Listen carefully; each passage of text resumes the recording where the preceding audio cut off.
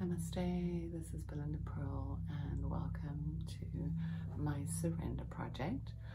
I have been doing the Surrender Project since the beginning of this year, and I slide in it and I slide out of it. And I think the last time when I did a video I was talking about adaptability and our flexibility with the universe, because the universe is always flowing in a direction that we are probably not very keen on, or sometimes we are keen on it, but very attached to what that outcome is. And of course in yoga they teach us parigraha, not to be attached to anything. So in my Surrender Project, I'm learning to live in flow with the universe and being completely open to what the universe is offering me. How well I do in that is a very interesting way to really discern if I'm actually doing it or not, and to remember that I'm actually doing this. There's another piece of the puzzle.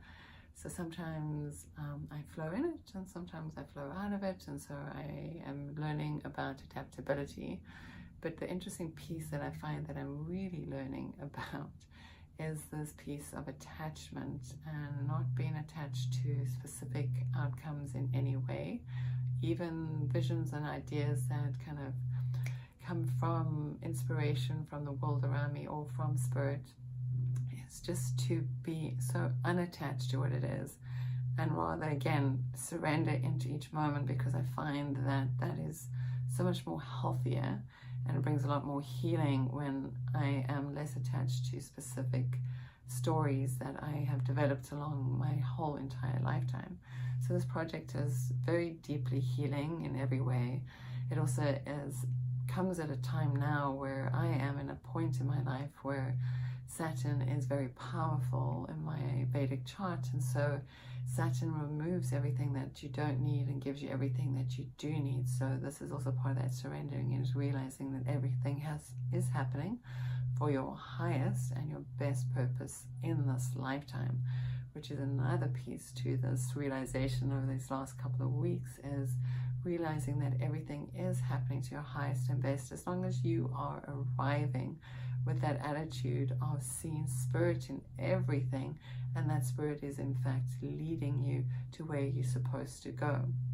So this is a very powerful time of even letting go of old belief systems, but still awakening to how those belief systems were anchored into something that asks you to really live in the place of your heart and not in the place of your mind. And for me, that specifically is my karma, at least from my numerological standpoint, is that I need to learn to live in my heart, or to live in my heart and not come from my mind. And I've always been able to feel, once that karma was sort of given to me, or actually not given to me, it was actually described to me by somebody or through a specific system, I was like, that makes a lot of sense. And so now I've been learning how to identify in my own self, specifically like in my body, is when I am living more in the head, because my body is like a pendulum and loves to tell me when I am out of balance. And so I'm learning to listen more deeply to my body from that standpoint too, is this realization that, am I in spirit? Am I being inspired by spirit, or am I being led by my head? That sounds great. And so with that little conclusion, I'm going to read to you a beautiful prayer. So listen up.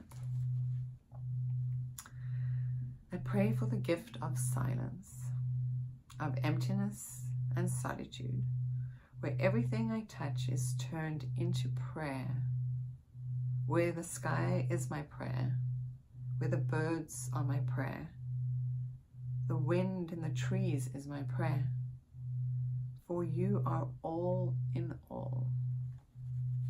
And this is about learning about all in all.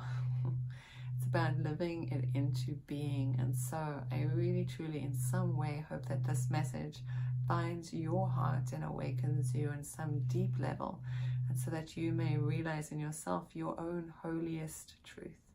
And so from my heart to yours, may you be blessed, may you have a good morning, afternoon and evening wherever you are in the world. Namaste.